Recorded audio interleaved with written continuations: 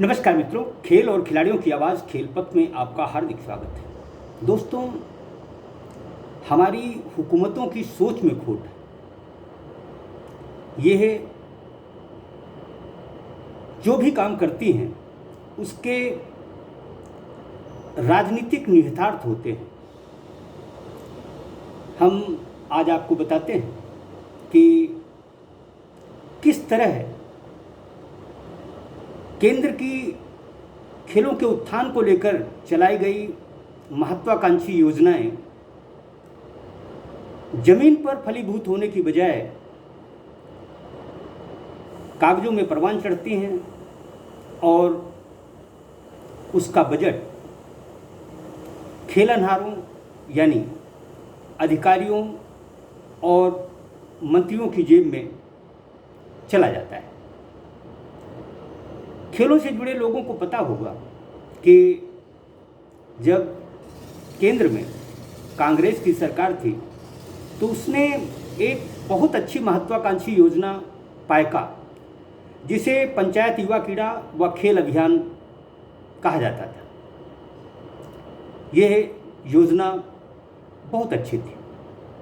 इस योजना का उद्देश्य ग्रामीण क्षेत्र की प्रतिभाओं को खेलों के दिशा में न केवल मदद देना था, बल्कि उन्हें खेलों के प्रति जागरूक करना था।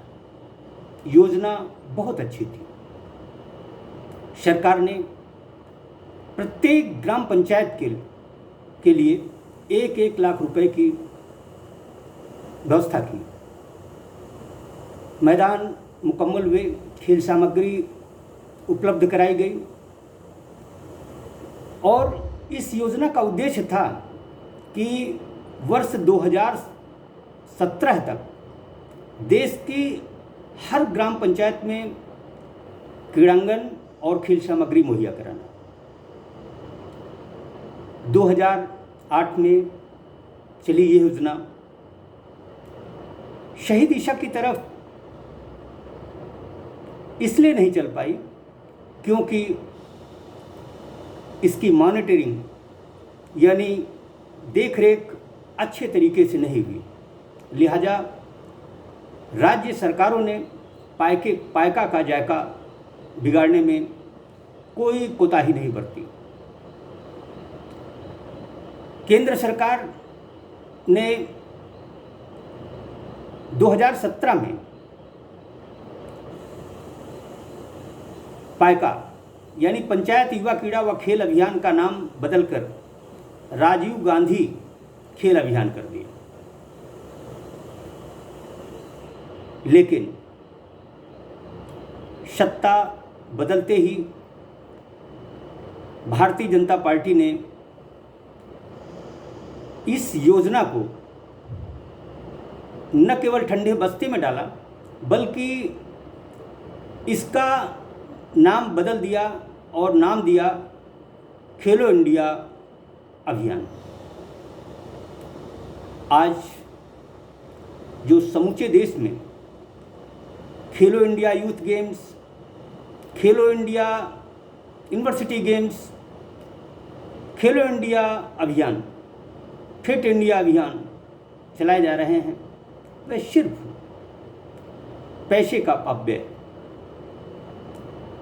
इन सारी योजनाओं का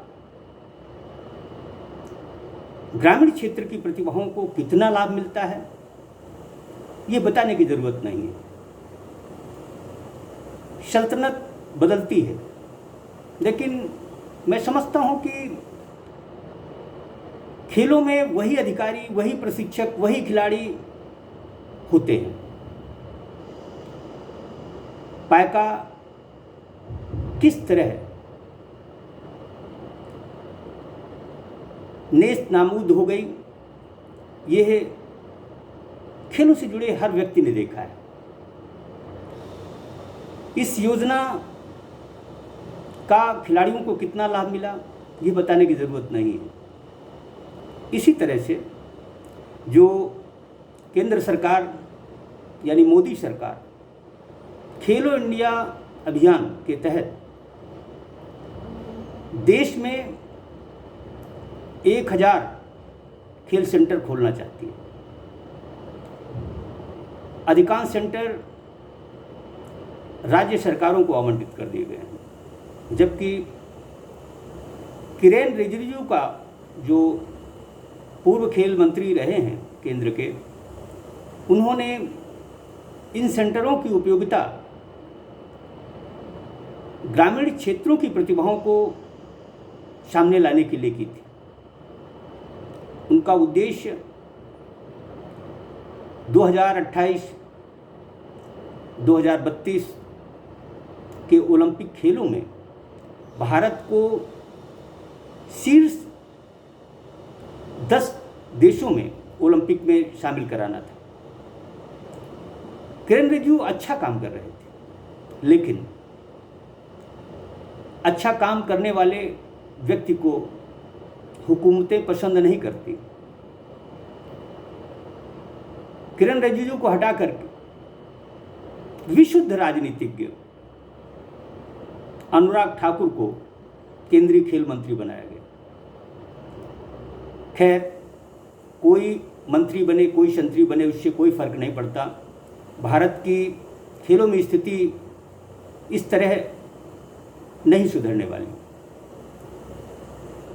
खेलो इंडिया सेंटर्स की हकीकत क्या है, इसे जानकर हमारे खेल प्रेमी दर्शक चौंक जाएंगे। दरअसल किरेन रिजिजू ने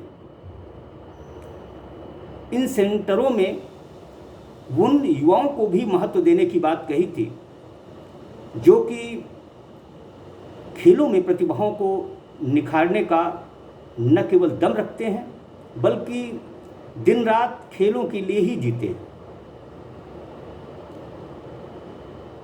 जिन पायका में पंचायतों को 1-1 लाख रुपए की व्यवस्था की गई थी, अब केंद्र सरकार खेलो इंडिया सेंटर्स में 7-7 लाख रुपए की व्यवस्था कर रही है। यह काम भारतीय खेल प्राधिकरण की निगरानी में होने।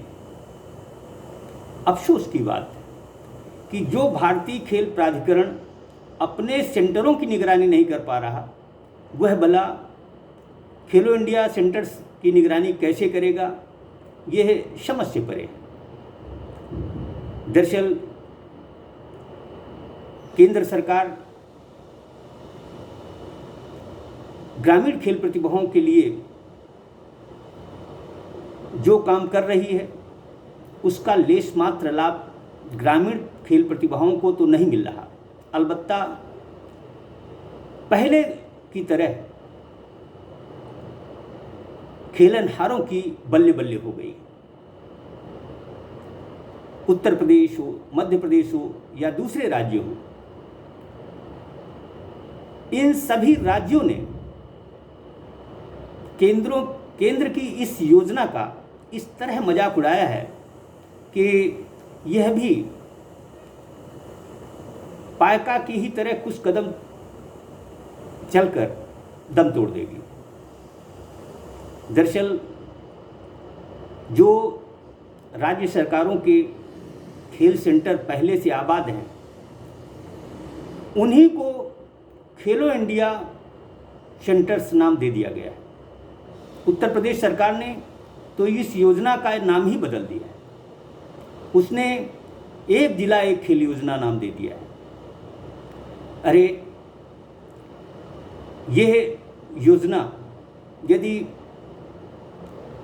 ग्रामीण क्षेत्र के प्रतिभाओं के लिए थी, तो एक जिला एक खेल योजना शहरों में क्यों परवान चढ़ रही है? दरअसल खेलों के साथ हमारे देश में आज़ादी के बाद से ही मजाक चल रहा है। हजारों करोड़ रुपया अब तक खेलों के नाम पर बर्बाद किया जा चुका है। खेल संगठन पदाधिकारी केंद्रीय खेल मंत्रालय के खेल बजट पर ऐशो आराम करते हैं। जो पैसा केंद्र सरकार खेलों के नाम पर खर्च करती है, उसका 5% पैसा भी खिलाड़ियों तक नहीं पहुंचता। अब पायका हो या खेलो इंडिया सेंटर्स, इनका कोई लाभ प्रदेश की प्रतिभाओं को, देश की प्रतिभाओं को, ग्रामीण क्षेत्र की प्रतिभाओं को मिलेगा, इसमें संदेह। दरअसल किसी भी योजना का लाभ तभी उठाया जा सकता है जब उसमें ईमानदार लोग और उसकी निगरानी करने वाले लोग अच्छे हो। देखा जाए तो पायका योजना बहुत अच्छी योजना थी, लेकिन केंद्र सरकार की हिलाहवाली और उसकी अनदेखी के चलते उस योजना का नेस्त नाबूद हो गया और देश का अरबों रुपया बर्बाद हो गया। इसी तरह मुझे ये कहने में बिल्कुल संकोच नहीं कि खेलो इंडिया सेंटर्स की भी वही स्थिति होने वाली है, क्योंकि इसकी मॉनिटरिंग नहीं हो रही। जब राज्य सरकार पहले से ही सेंटर चला रही थी तो उन्हें ये सेंटर आवंटित करने की क्या ज़रूरत थी? बेहतर होता कि यही सेंटर्स उन बेरोजगार युवाओं को दिए जाते जो कि खेलों में अभिरुचि रखते हैं, जो कि दिन रात खेलों के लिए मशक्कत करते हैं। यदि उन बेरोजगार युवाओं को ऐसे सेंटर आवंटित किए जाते तो न केवल ग्रामीण खेल प्रतिभाओं का उत्थान होता, बल्कि किसी न किसी रूप में राष्ट्र का भी खेलों में कल्याण होता। दरअसल इन 1000 सेंटर्स के बहाने यदि केंद्र सरकार चाहती तो सच मानिए कम से कम खेलों से जुड़े 3000 युवा जरूर लाभान्वित हो सकते थे। लेकिन सरकार की मंशा जब साफ न हो, राज्य सरकारें जब ईमानदार न हों, तो कोई भी योजना हो, कितनी भी अच्छी योजना हो, उसका लाभ किसी प्रतिभा को मिलेगा, इसमें हमेशा संदेह के बादल मंडराते रहेंगे। हम कह सकते हैं कि जिस तरह पायका का जायका बिगड़ा है, उसी तरह खेलो इंडिया के जो सेंटर आबाद किए जा रहे हैं उनका भी वही हाल होने वाला है। सरकार खेलो इंडिया यूथ गेम्स, खेलो इंडिया यूनिवर्सिटी गेम्स का राग अलापती है, लेकिन सरकार को ये समझ में नहीं आता कि राष्ट्रीय खेल लगातार आगे बढ़ते जा रहे हैं। कभी भी राष्ट्रीय खेल समय से नहीं हुए हैं। भाई इस तरफ भी खेलों से जुड़े लोगों को, केंद्रीय खेल मंत्री को फिक्र करनी चाहिए, जो कि नहीं कर रहे हैं। सिर्फ तमाशा योजनाएं, क्या कोई नेता, कोई राजनीतिज्ञ, कोई मंत्री अपनी जेब का पैसा कभी किसी खिलाड़ी या खेल में खर्च करता है?